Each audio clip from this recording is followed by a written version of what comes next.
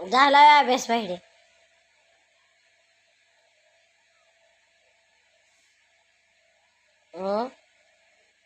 सुट्ट्या लागल्यात है ना बाई? अयो सुट्ट्या लागल्यात ना दादा. आता काय काय करणार सुट्टीत? इरीत पाहुणार, वावरात हिंडणार, टंबाटी बांधू लागणार. लागणार ना? नाही होय?